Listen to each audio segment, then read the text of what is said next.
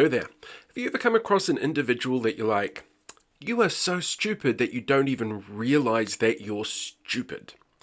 That is the Dunning-Kruger effect. In part, it's actually the part that most people realize and recognize and know about.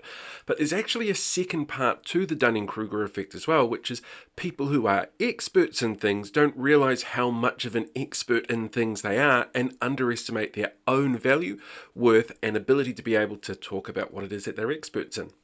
Let's have a quick look today at how the Dunning-Kruger effect comes into play when you're dealing specifically with information online, as well as how you interact with media and how people feel they know about the media when in reality, they don't know as much as they think they do. When it comes to Dunning-Kruger, there's actually two main ways that it sort of manifests itself. The first is an overconfidence in your skills or knowledge around a particular topic or area that you're looking into. And we see this all the time in things like toxic cultures around workplace, online comment section in social media, and opinion pieces in mainstream media. That comes into play really quite often. But then the other part of this is not admitting when you make a mistake, because people are proud, they don't want to do that, they don't want to admit that they didn't know something, which is part of the reason why this is a cognitive bias issue.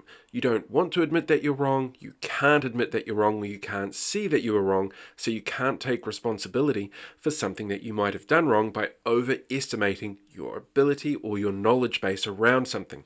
Doesn't this sound incredibly complicated? Let me give you an example, which is fairly recent around cognitive biases and not wanting to make an admission that they've done something wrong.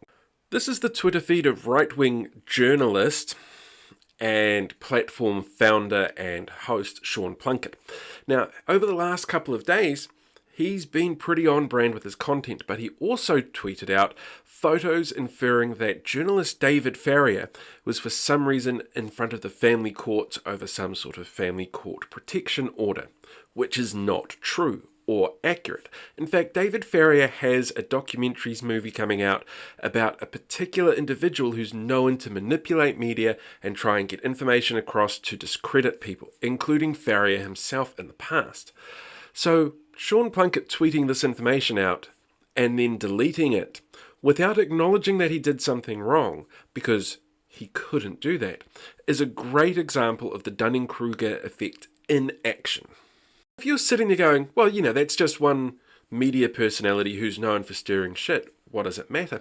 The Dunning-Kruger effect actually takes place a lot more seditiously than you realize when you look at how things like opinion columns work and are presented within media itself. In 2018, research done by Yale University showed that op-eds have a significant ability to change people's opinions on a topic or an issue or information at hand, because what it uses is a type of logic to be able to see how people's workings go through to get you to a result that they've come to.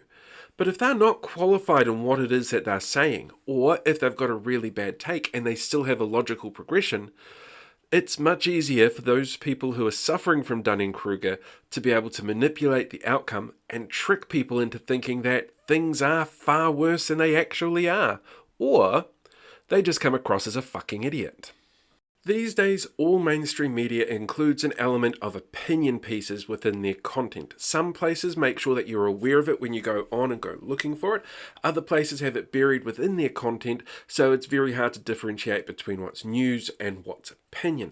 But in this country, we also have one really good example of the Dunning-Kruger effect in terms of a media personality who knows everything and doesn't realize that, from a technical perspective, he probably doesn't know as much as he thinks he does. Particular well-known New Zealand media personality actually dropped out of school at the age of 16, never finishing a formal schooling of any sort. He went straight into work in broadcasting, and he's worked in broadcasting pretty much ever since.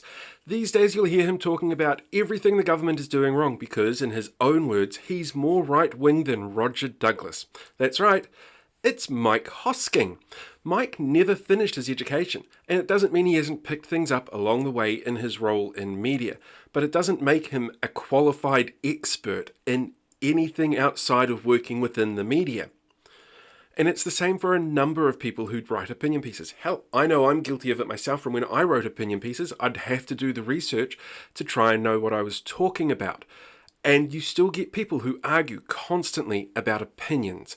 And these days, when opinion is presented as news or presented by news, it blurs the lines a lot, which means that the Dunning-Kruger effect kind of has a bleed through to other people. And you see that a lot in comment sections from people who take the word as gospel, who believe everything that they're told, and who, when they do their own research, end up with confirmation bias instead of getting proper research because they don't like to admit that they might be wrong. That's how Dunning-Kruger can affect the way that we interpret media that we have to deal with. And when things are presented as fact, when they're actually opinion, it really muddies the water a lot when those people who are writing the opinion pieces might not necessarily be the experts that we think they are just because of the way that they're presented.